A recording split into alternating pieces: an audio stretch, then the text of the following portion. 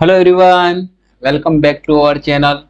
हमारे प्लेलिस्ट में next question क्या गिवन है हमारे, if rho E is equals to del phi then prove the E dot curl of E vector is equals to zero. यानी prove करना है, मतलब अपने को ये कंडीशन सेटिस्फाई करनी है, यानी E vector dot curl of E is equals to zero prove करना है। देन सबसे पहले हमें क्या नीड होगी, गिवन क्या है हमें, rho E vector is equals to del phi. ठीक है, ये किस पे, प्रॉपर्टीज ऑफ डेल के ऊपर अपने क्वेश्चन गिवन है। देन हमें क्या नीड होगा, सबसे पहले ई फाइंड करना होगा। हमें फाइंड क्या करना है, E vector dot curl dot E vector curl of E is equals to zero. ठीक है, ये हमें प्रूव करना है, left hand side is equals to right hand side. तो सबसे पहले हमें क्या नीड होगा, basically step by step solve करना है आपको। सबसे पहले आपको नीड होगा ई वेक्टर। तो गिवन से हम ई वेक्टर फाइंड कर सकते हैं। E vector is equal to क्या बनेगा, यहाँ से 1 upon rho into del phi. ठीक है, ये रो को इस साइड भेजा तो अपने को 1 अपॉन रो फाइंड हुआ इंटू डेल फाई। ठीक है, सबसे फर्स्ट टर्म अपना हो गया डेल फाई, ये पार्ट अपने फाइंड कर लिया ई वेक्टर। देन अब फाइंड करते हैं curl. Step by step solve करना है आपको, कैसे सोल्व करते हैं मैं बता रहा हूँ ना। Curl curl of E vector denote कैसे करते हैं, del cross E vector. Simplify है, डेल क्रॉस ई से डिनोट करते हैं। Then del cross E vector का वैल्यू क्या है हमारे पास, ये पूरा गिवन है 1 upon rho into del phi. ठीक है, ये रो डेल फाई लिख दिया। ठीक है, अब आपको मैंने बताया था जब पार्ट 2 कंप्लीट कराया था यूनिट 4 का, तब मैंने डेल की एक प्रॉपर्टी बताई थी, जिसमें क्या बताता है, सबसे पहले प्रॉपर्टी लिखता हूं यहाँ पे। प्रॉपर्टी क्या है, del cross A dot B. अगर ऐसा कुछ गिवन है, dot product and cross product दोनों एक साथ गिवन है, तो आपको कैसे सोल्व करना है। सबसे पहले डेल ए वेक्टर फर्स्ट के साथ में, then cross with second. Next क्या करना है, फिर बी के साथ में अपने को डॉट प्रोडक्ट लेना है। ए को ऐसे रखा, rho and A sorry 1 sec.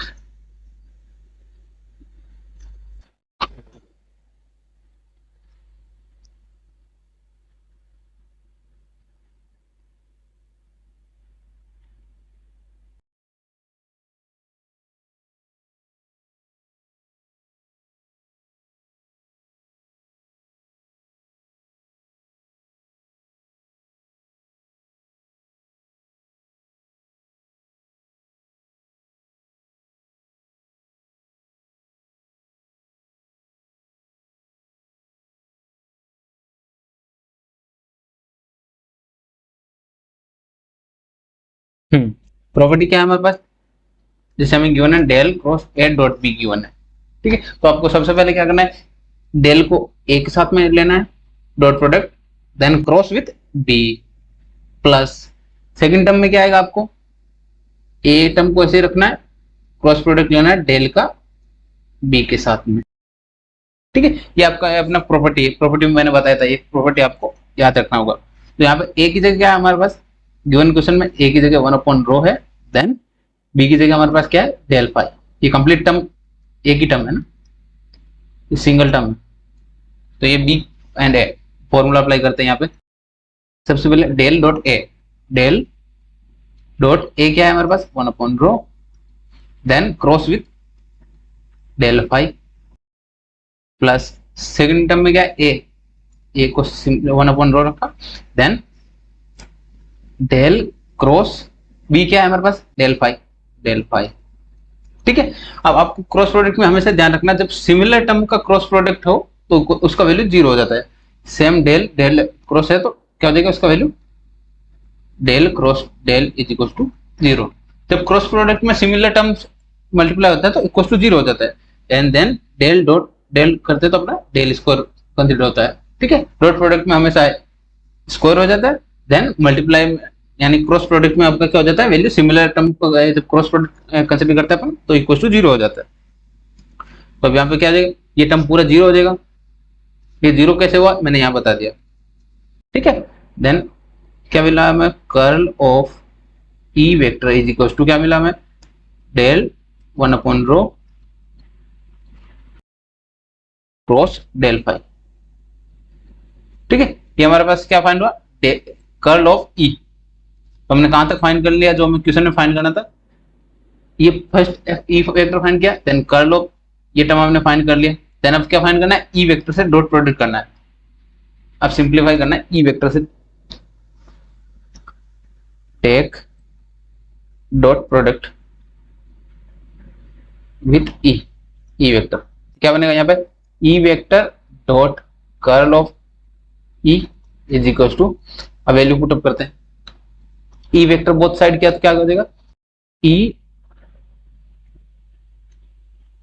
Vector क्या है हमारे पास, डेल 1/रो देन क्रॉस डेल फाई।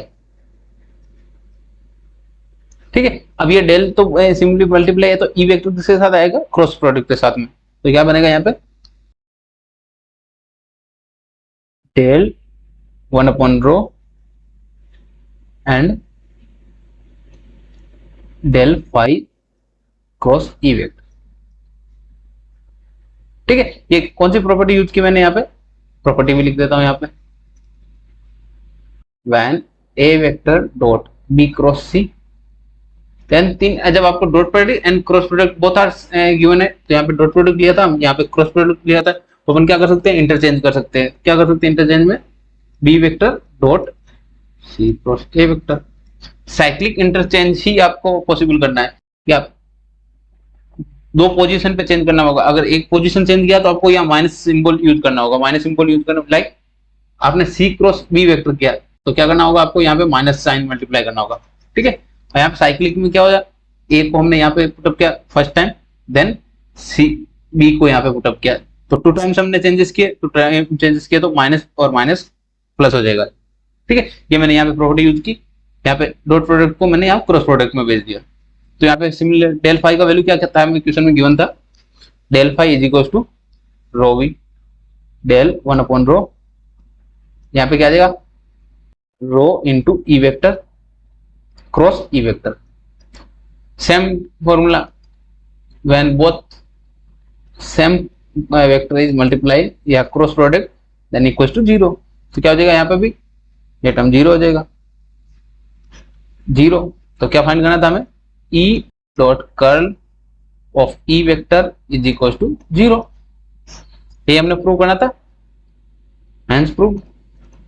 ठीक है, तो हमने क्वेश्चन प्रूव करना था, हमने प्रूव कर दिया, लेकिन आपको ध्यान रखना है सॉल्विंग के, जब एक आपको डेल के प्रॉपर्टीज के ऊपर जो भी क्वेश्चन आते हैं उनको आप स्टेप बाय स्टेप सोल्व करेंगे तो आपको आसानी होगी क्वेश्चन सोल्व करने में। ठीक है, हमने जो क्वेश्चन फाइंड करना था उसको हमने ब्रेक कर लिया, सबसे पहले हमें ई फाइंड करना था, देन हमने कर्ल ऑफ ई फाइंड किया, देन फिर ई वेक्टर से मल्टीप्लाई किया, तो अपना आंसर, फाइनल आंसर अपने आप आ गया जो सॉल्विंग करने के बाद।